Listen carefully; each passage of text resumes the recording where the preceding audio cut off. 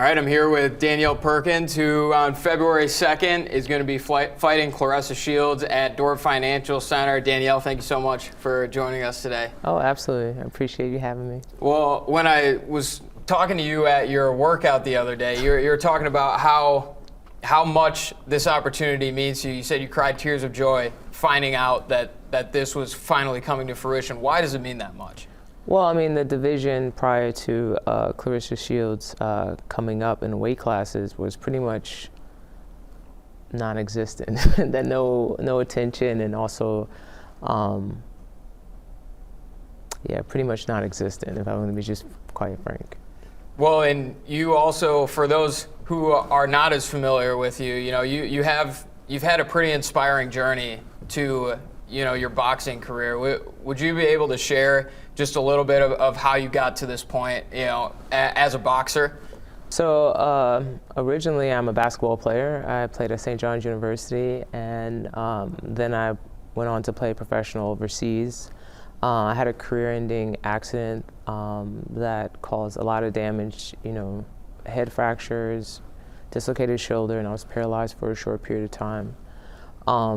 Interesting enough, I found my way to combat sports. I know that kind of really takes a weird U-turn, but I still wanted to compete, but I didn't know what I was going to be able to compete in. And I just took some time, healed my body, roughly about 6-7 years, in order to just be able to be relatively back to 100% in terms of just like, normal people function, walking, standing, and not having the PTSD from crossing the street.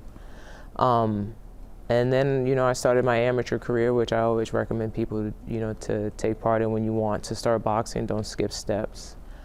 So an amateur career, gone to Team USA, 4-time Team USA champion, continental champion, world bronze, world gold medal, and then finally, my last major accomplishment was the WBC Silver Heavyweight Championship.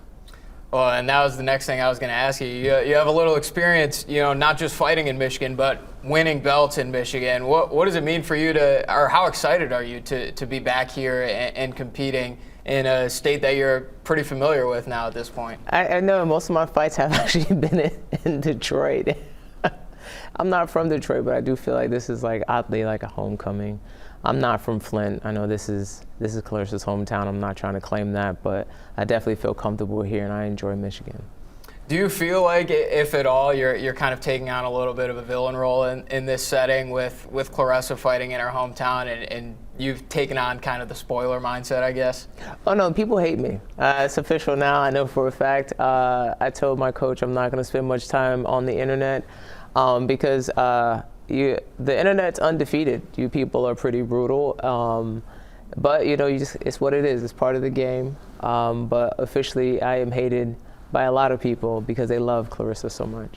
Well, and you fought on a couple of cards with her in the past. Is there anything that you've kind of taken away from those experiences that you'll have in mind going into when you make the walk? Oh, when I make the walk, my number one focus is going to only be the fight. The atmosphere, I know, is not going to be geared or side with me. I'm pretty sure of that, but I'm okay with that. We knew that going in, that we are walking into, I can't say the lion's lair, but the goat's lair. So we're prepared mentally, for sure. Mentally, physically, and emotionally prepared to take care of business on February 2nd. Well, and you said you believe that you have the size, the strength, and the power advantage. How do you plan on implementing that when you're in the ring with her? I feel like opportunities are going to present themselves, especially as we work through the rounds. The opportunities to really kind of showcase those three major attributes are going to come into play. And what does this training camp look like for you? Has it been any different, preparing for someone like Claressa, or has it kind of been the same as always, or is there anything new that you've added to it? Oh no, we've definitely picked up the intensity. This is a tough training camp, and the thing is, you just can't overlook the things that Claressa brings to the table. She's a good fighter. She's also makes very good adjustments round after round. I mean, if you're a boxing fan and you watch her fight, you can see that the adjustments are made, and even in real time made. So you have to be prepared for anything that, you know, may come up, but also be prepared to like establish yourself early. And for you, what do you have to do right in order to get another belt-winning fight in Michigan? I feel like, you know, I feel like a lot of things have to come into play, but for sure, real dogfights coming. Real dogfights coming to Flint, Michigan, February 2nd.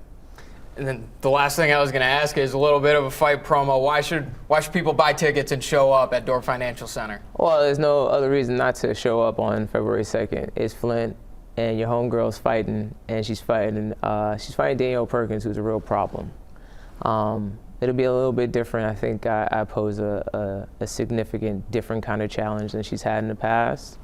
And I think people will be interested in seeing this fight. I think it may quite possibly be the fight of the year. It's too early to call it, but that's what I'm calling. I'm calling fight of the year.